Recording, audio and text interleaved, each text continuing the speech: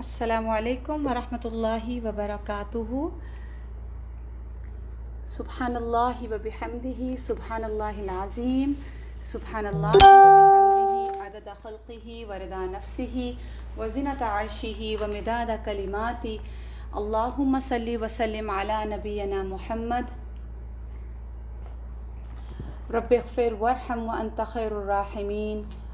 رب زدنی علما، رب انی لما انزلت الی من خیر فقیر۔ بسم اللہ الرحمن الرحیم۔ الحمدللہ، آج ہم اللہ سبحانہ تعالیٰ کے جس نام کے ساتھ اپنے سبق کا آغاز کریں گے وہ ہے المؤمن۔ المؤمن، تو جو المؤمن ہے اس کا لفظ کس سے ہے؟ ایمان سے۔ اور ایمان کا مطلب کیا ہے؟ ایمان بمعنی یقین کرنا، عمل کر کے دکھانا۔ اور ایمان کو اگر ایک لفظ میں ایکسپلین کریں تو اس کا مراد ہے تصدیق کرنا، کنفرم کرنا، سچ کو سچ ماننا، سچ کی گواہی دینا، سچ کو ثابت کرنا، وثوق کرنا، ایمان لانا۔ اور ایمان انسان کیسے کیسے لاتا ہے؟ زبان سے بھی ایمان لاتا ہے، دل سے بھی لاتا ہے، اور پھر عمل سے بھی لاتا ہے۔ اور پھر آپ دیکھیے کہ اگر کوئی انسان صرف زبان سے کہتا ہے کہ میں ایمان لایا اور دل اس کی گواہی نہیں دیتا تو اس کا ایمان بھی ویلڈ نہیں۔ اسی طرح اگر کوئی شخص دل میں ایمان رکھتا ہے مگر زبان سے اقرار نہیں کرتا تو وہ بھی ایمان جو ہے وہ ایکسیپٹیبل نہیں۔ اور اسی طرح ایمان ایکشن سے بھی، اور وہ کب ہوتا ہے؟ جب دل اور زبان دونوں جو ہیں وہ ساتھ چل رہے ہو۔ تو اب جب یہ دونوں اللہ کے لیے استعمال ہوں گے، یعنی یہ لفظ ایمان سے اور المؤمن جو اللہ سبحانہ تعالیٰ کا نام ہے، تو جب اللہ کے لیے استعمال ہو رہا ہے تو پھر ہم غور کریں گے کہ اس کا معنی کیا ہوگا۔ اللہ سبحانہ و تعالیٰ قرآن مجید میں فرماتے ہیں، قال اللہ تعالی هو اللہ الذی لا الہ الا هو الملک القدوس السلام المؤمن المہیمن العزیز الجبار المتکبر سبحان اللہ عما یشرکون۔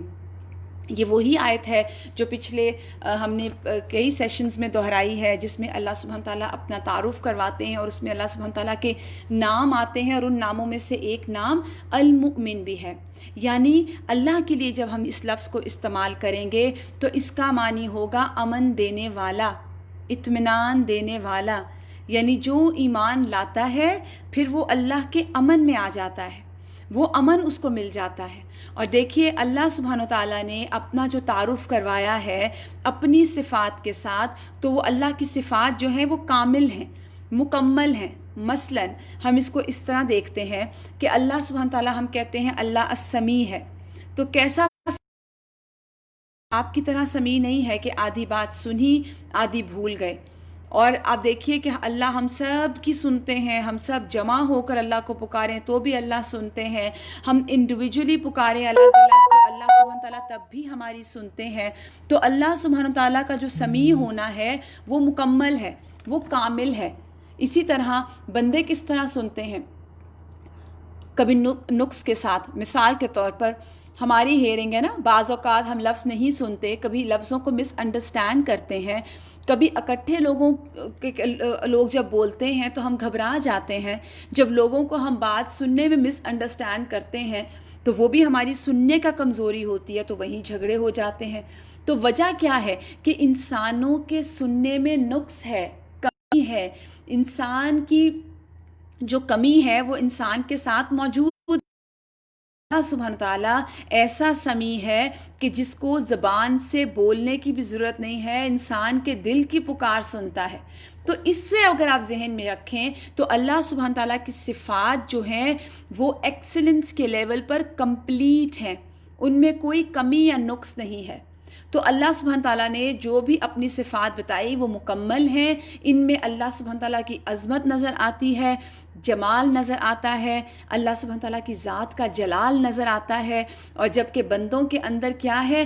لفظی مشابہت میں جو صفات ہیں، مثال کے طور پر سمیع ہو گئے، بندے بھی سنتے ہیں، بصیر ہو گئے، بندے بھی دیکھتے ہیں، مگر انسانوں کی یہ جو کوالٹیز ہیں یہ ناقص ہیں.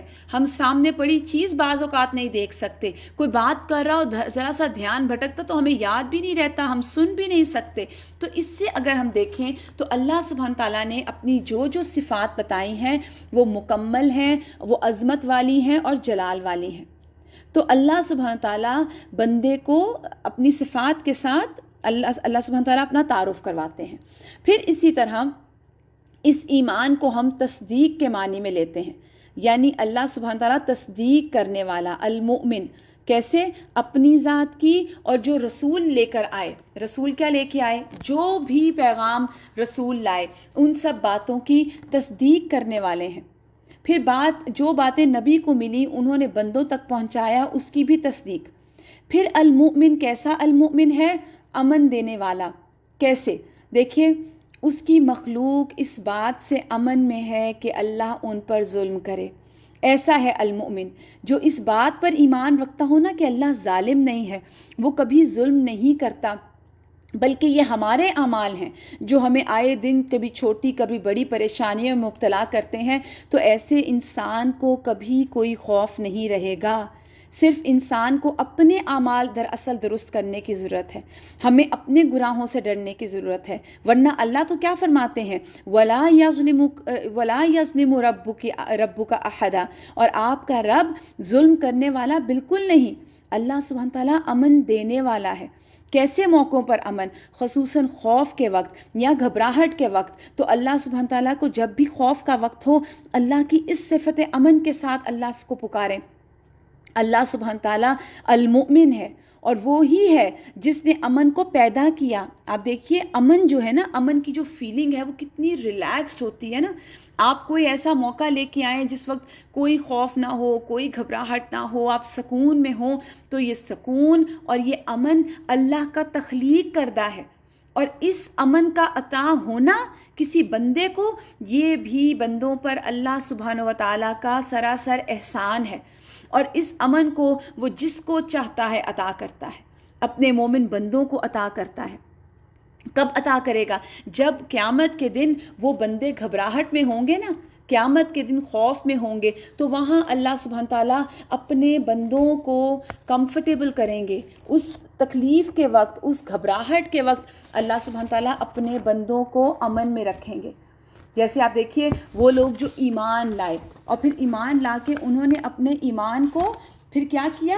کنفرم کیا. اور اس کے بعد آپ دیکھیے قیامت کے دن جس طرح آتا ہے نا کہ اللہ سبحانہ تعالیٰ اپنے اولیاء کو کمفرٹیبل کریں گے, اللہ تعالیٰ ان کو سکون دیں گے. اور پھر اس کے بعد قیامت کے بعد کیا چیز آتی ہے؟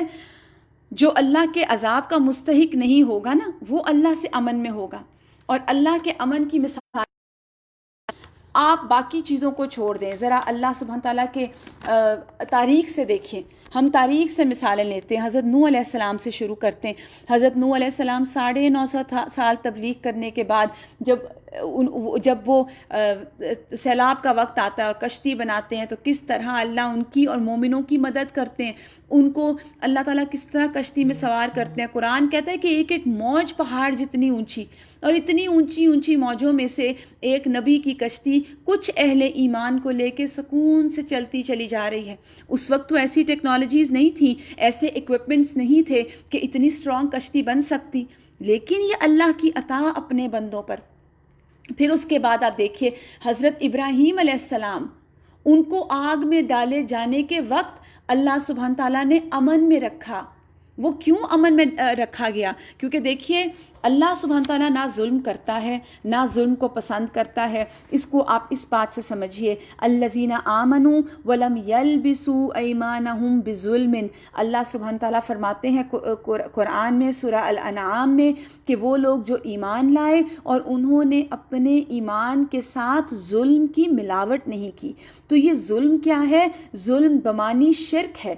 یہاں پر ظلم بمانی شرک ہے, یعنی اللہ کے حق میں اگر انسان ظلم کرتا ہے تو وہ کیا ہے؟ شرک. ان الشرک لظلم عظیم. اور بندوں پر ظلم کی بے شمار اقسام ہے, لیکن ہم یہاں پر دیکھیں گے کہ شرک جب پیغمبر کھڑے ہوئے اور شرک کے اگینسٹ ڈٹ گئے تو کس طرح اللہ سبحانہ تعالیٰ نے ان کو امن دیا. اسی آیت میں اللہ فرماتے ہیں اولئک لہم الامن وہم مہتدون، یعنی جو شرک نہیں کرتا تو ایسے ہی لوگوں کے لیے امن ہے اور وہی ہدایت یافتہ ہے. تو کیوں حضرت نوح علیہ السلام اپنی مشرک قوم کے مقابلے میں چند مسلمانوں کے ساتھ امن میں رہے؟ اسی طرح ابراہیم علیہ السلام آگ کے الاؤ میں ڈالے جا رہے ہیں اور امن میں ہیں. خوشی سے انہوں نے اس آگ کو قبول کیا اور اللہ نے آگ کو گل و گلزار بنا دیا. آج بھی اگر ہم اپنے آپ کو فوکس اللہ کی طرف کر کے رکھیں اپنا، اور اللہ سبحانہ تعالیٰ سے ہی مدد مانگیں اور اللہ کی طرف پلٹیں، تو یقین رکھیں ایمان کے ساتھ جب ہم یہ کریں گے کسی کو شریک کیے بغیر، تو اللہ سبحانہ تعالیٰ ہر مشکل سے نکلنے کے لیے آسانی پیدا کر دے گا. وہ پریشانی کی دعاؤں میں ایک دعا ہے نا، اللہ ربی لا اشرک بشیء احدا، کہ اللہ میرا رب ہے، میں اس کے ساتھ کسی اور کو شریک کرتا ہی نہیں ہوں. پھر آپ دیکھیے کہ یہ جو شرک نہ کرنے والے ہیں یہ لوگ قیامت کے دن امن میں ہوں گے. اللہ سبحانہ تعالیٰ اللہ کے رسول صلی اللہ علیہ وسلم نے فرمایا کہ قیامت کے دن اللہ سبحانہ تعالیٰ ساری مخلوق کے سامنے ایک امتی کو باہر نکالے گا اور اس کے سامنے 99 رجسٹرز کھولے گا. 99 یعنی 99 رجسٹرز کھولے جائیں گے، جن میں سے ہر رجسٹر تا حد نگاہ پھیلا ہوا ہوگا. ہیوج رجسٹرز ہوں گے اور اللہ تعالیٰ اس سے پوچھے گا کیا تو ان میں سے کسی ایک کا انکار کرتا ہے؟ کیا قیامت کاتبین نے تجھ پر کوئی ظلم کیا ہے؟ وہ کہے گا نہیں اے پروردگار. اللہ سبحانہ تعالیٰ فرمائے گا کیا تمہارے پاس کوئی عذر ہے؟ کوئی تم اپنی بات میں کچھ کہنا چاہتے ہو؟ تو وہ آدمی حیران ہو کر کہے گا نہیں. تو اللہ سبحانہ تعالیٰ فرمائے گا کیوں نہیں؟ ہمارے پاس تمہاری ایک نیکی ہے، آج تم پر کوئی ظلم نہیں کیا جائے گا. تو اب یہ اس حدیث کو سنتے وقت ذہن میں رکھیے کہ اللہ سبحانہ تعالیٰ کس طرح امن دینے والا ہے. تو حدیث میں آتا ہے کہ اس کو کہا جائے گا تم پر کوئی ظلم نہیں ہوگا. تو اللہ اپنے بندوں پر ظلم نہیں کرتا، اس سے امن میں ہیں بندے، اس کے ظلم سے امن میں ہیں. چنانچہ کاغذ کا ایک ٹکڑا نکالا جائے گا جس پر لکھا ہوگا کیا؟ اشہد ان لا الہ الا اللہ و اشہد ان محمد رسول اللہ. اللہ سبحانہ تعالیٰ فرمائے گا اسے میزان عمل کے پاس حاضر کرو. وہ عرض کرے گا اے میرے پروردگار، اس کاغذ کے پرزے کا اتنے بڑے رجسٹر سے کیا مقابلہ؟ اس سے کہا جائے گا آج تجھ پر کوئی ظلم نہ ہوگا. چنانچہ رجسٹرز کو ایک پلڑے میں رکھا جائے گا اور دوسری طرف دوسرا وہ پلڑا ہوگا اور پلڑا اوپر ہو جائے گا اور دوسرے پلڑے میں وہ کاغذ کا پرزہ رکھا جائے گا اور وہ جھک جائے گا، یعنی اس کاغذ کے پرزے کا ویٹ اتنا زیادہ ہوگا کیونکہ اللہ کا نام ان سب سے زیادہ بھاری ہے. اور یہاں پر اس نے اللہ کا نام لے کے گواہی دی ہوگی کہ اللہ ایک ہے. اور اللہ سبحانہ تعالیٰ اپنے دوستوں کو، اہل ایمان کو اور ایمان پر جم جانے والوں کو قیامت کے دن امن دیں گے اور اللہ سبحانہ تعالیٰ ان کو امن میں رکھیں گے. اور بار بار یہی آتا ہے نا کہ انسان جو شرک کرے گا تو وہ ظلم عظیم کمائے گا. قرآن مجید میں آتا ہے کہ شرک بہت بڑا ظلم ہے، وہ اللہ سبحانہ تعالیٰ کے حق میں کمی کرنا ہے اور اللہ تعالیٰ سارے گناہ معاف کر دے گا. یاد رکھیے لیکن شرک کے گناہ کو معاف نہیں کرے گا. تو جو بھی شخص یہ گناہ کر رہا ہوگا، بھی ایسے ہم نے وہ 9 رجسٹر والے شخص کے بارے میں ہم نے حدیث پڑھی، تو وہ ایک توحید پر قائم ہونا، اس توحید کی گواہی اس کو قیامت کے دن امن میں لے آئے گی، کیونکہ اس کو پتہ ہوگا وہ بچ گیا، اس کا میزان بھاری ہو گیا. تو ہمیں کرنے کا کام کیا ہے؟ ایمان لا کر شرک نہیں کرنا. شرک اکبر سے بھی بچنا ہے جو کہ غیر اللہ کو سجدہ کرنا یا اللہ کے علاوہ کسی اور سے مانگنا، کسی اور سے دعا کرنا، کسی اور کے آگے جھکنا، کسی کے نام پر صدقہ خیرات کرنا، کسی اور کو اپنا حاجت روا یا مشکل کشا سمجھنا. یہ چیزیں شرک ہیں، ان سے بھی بچنا ہے اور اسی طرح ریاکاری سے بھی بچنا ہے، شو آف کرنے سے بھی بچنا ہے، کیونکہ اس کو بھی شرک کہا گیا. میں نے آپ کے سامنے ابھی اللہ کے 2 پیغمبروں کا ذکر رکھا، حضرت نوح علیہ السلام اور حضرت ابراہیم علیہ السلام. ان دونوں نے شرک کے خلاف کتنا بڑا سٹرگل کیا اور آپ دیکھیے کیسی مشکلوں سے گزرے، اور اللہ تعالیٰ نے ان مشکل اوقات میں پھر اپنے اولیاء کی، اپنے بندوں کی، اپنے پیغمبروں کی مدد کی. اللہ نے ان کو ایسے ہی نہیں چھوڑا. پھر اسی طرح آپ دیکھیے ہمارے سامنے حضرت یونس بن متہ آ جاتے ہیں.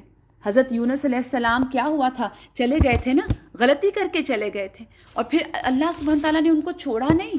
اللہ سبحانہ تعالیٰ نے ان کو جب مچھلی نے ان کو نگل لیا تو اللہ نے ہی کلمات سکھائے، لا الہ الا انت سبحانک انی کنت من الظالمین۔ تو اللہ تعالیٰ نے ایسے خوف کے وقت، اب آپ ذرا سوچیں کہ مچھلی زندہ نگل گئی، اب وہ مچھلی کے پیٹ کا اندھیرا، مچھلی کے اندر کا اندھیرا، پھر سمندر کی تہہ کا اندھیرا، اس کے بعد آپ دیکھیے کہ پانی کا شور، پانی کا پریشر، کوئی رستہ نہیں، ہر رستہ بند ہے، اور ایسے حالت میں اللہ اپنے بندے پر کیسا امن نازل کر رہا ہے۔ آج ہم پہ کیوں نہیں آیت کریمہ اثر کرتی؟ آج ہم بھی بہت آیت کریمہ کے ورد کرتے ہیں، ہم پر کیوں نہیں اثر ہوتا؟ کیونکہ ہمارا ایمان اس لیول کا نہیں، ہماری کنوکشن اس لیول کی نہیں، اور ہم پڑھ تو رہے ہوتے ہیں لا الہ الا انت سبحانک انی کنت من الظالمین، لیکن ساتھ ہی ہم اپنے مددگار دوسرے انسانوں میں بھی تلاش کر رہے ہوتے ہیں۔ کمی تو آ گئی نا۔ پھر اسی طرح آپ دیکھیے اللہ سبحانہ تعالیٰ نے اور کن مواقع پر اپنے بندوں کی مدد کی، اس کو بھی ذہن میں لائیے۔ موسیٰ علیہ السلام کی والدہ کو جب بچہ دریا میں ڈالا تھا تو کس طرح ان کا دل تھا کہ فارغ ہو گیا، ڈرینڈ آؤٹ ہو گیا ان کا دل، لیکن اللہ نے ان کے دل کو تھام لیا۔ اللہ تعالیٰ کہتے ہیں نا قریب تھا کہ وہ کھول دیتی اگر ہم نہ باندھ دیتے اس کے دل کو۔ تو اللہ المؤمن انسان کو گھبراہٹ میں، پریشانی میں، پینک میں، افراتفری میں امن دینے والا ہے۔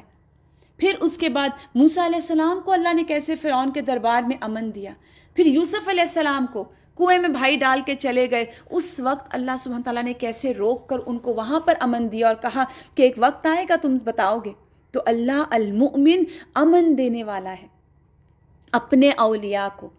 پھر اس میں آ جاتے ہیں، تھوڑا سا آگے چلیں، رسول اللہ صلی اللہ علیہ وآلہ وسلم اور حضرت ابو بکر کو ہجرت کے دوران آپ صلی اللہ علیہ وآلہ وسلم اور حضرت ابو بکر اپنے دشمنوں کے فٹ سٹیپس دیکھ رہے تھے، اتنا قریب آ گیا تھا دشمن، اور کہا یہ کہ وہ جو دشمن تھا وہ اس کو نظر ہی نہیں آئے آپ اور اللہ اور آپ کے صحابی، اور وہ آپ امن میں آ گئے۔ تو اللہ المؤمن امن دینے والا ہے۔ پھر اس کے بعد غزوہ بدر میں مؤمنین کو اللہ سبحانہ تعالیٰ نے امن دیا، اور پھر آپ فرعون کی باندی کا بھی آپ امن ذہن میں لائیے کہ وہ جو فرعون کی باندی تھی، اس کی جو بیٹی کی ہیئر ڈریسر تھی، اور اس کے جب منہ سے اللہ سبحانہ تعالیٰ کے لیے کلمہ نکل گیا تھا، جب اس کے ہاتھ سے کنگھی گر پڑی تھی تو فرعون نے ایک بڑی سی دیگ چڑھائی اور اس میں اس کے سارے بچے ڈال دیے اس دیگ کو تپا کر۔ اور وہ اس وقت کا امن کہاں سے آیا؟ کسی انسان کے بس میں نہیں ہے۔ یاد رکھیے کہ مشکل وقت میں یا پینک میں وہ پینک نہ کرے یا وہ گھبرائے نہیں، کیونکہ یہ چیزیں ہمارے ساتھ ہیں، لیکن جب انسان اللہ کی اس صفت المؤمن کو ذہن میں رکھتا ہے اور المؤمن کے ساتھ اللہ سے مدد مانگتا ہے، جب انسان دعا مانگے تو اللہ تعالیٰ کی جتنی صفات ہم نے پڑھی ہیں ان کے ساتھ یا سلام یا اللہ، یا قدوس یا اللہ، یا المؤمن یا اللہ، تو یہ تمام نام جو ہم نے پڑھے ان کے مطالب کو ذہن میں رکھ کے دعا مانگے تو اللہ سبحانہ تعالیٰ بندے کو امن دیتا ہے۔ چلیے یہ تو میں نے آپ کے سامنے رکھے ان لوگوں کی بات جو اللہ کے پیارے اور چنے ہوئے بندے تھے۔ اس کے علاوہ اللہ سبحانہ تعالیٰ عام انسانوں کو بھی جو ایمان نہیں رکھتے ان کو بھی امن دیتا ہے۔ دلیل کیا ہے؟ سورہ قریش، لإلاف قریش إلافهم رحلة الشتاء والصيف فليعبدوا رب هذا البيت الذي أطعمهم من جوع وآمنهم من خوف، کہ وہ اللہ، وہ ذات جو الذی اطعمهم من جوع، جو بھوک میں کھانا کھلاتا ہے، وآمنهم من خوف، جو خوف میں امن عطا کرتا ہے۔ تو یاد رکھیے یہ جو قریش تھے وہ مومن نہیں تھے، اہل مکہ اس وقت مومن نہیں تھے، کافر تھے۔ اللہ سبحانہ تعالیٰ کا امن دو طرح کا ہے، دنیا میں بھی اللہ امن دیتا ہے۔ ایک امن وہ جو عام ہے، دنیا میں مومن کافر کوئی شرط نہیں، مگر ایک امن وہ ہے جو اللہ سبحانہ تعالیٰ اپنے خاص بندوں کو دیتا ہے ان کے طلب کرنے پر۔ اور اصل چیز کیا ہے ہمارے لیے جو ہمارے اندر امن کو کھینچ لائے گی؟ وہ یقین، ایمان اور کنوکشن کے ساتھ امن مانگنا، اور اس بات کو ذہن میں رکھتے ہوئے اللہ سے امن مانگنا کہ اللہ امن دینے والا ہے۔ جیسے قرآن میں اللہ سبحانہ تعالیٰ فرماتے ہیں نا، من جاء بالحسنۃ فلہ خیر منہا وہم من فزع یومئذ آمنون۔ اللہ تعالیٰ کہتے ہیں کہ جو لایا نیکی تو اس کے لیے اسی جیسی، یعنی اس نیکی کا بڑا اجر ہے، اور وہ کیا ہوں گے؟ وہم من فزع یومئذ آمنون، اور وہ اس دن کی گھبراہٹ سے امن میں ہوں گے، یعنی قیامت کے دن کی۔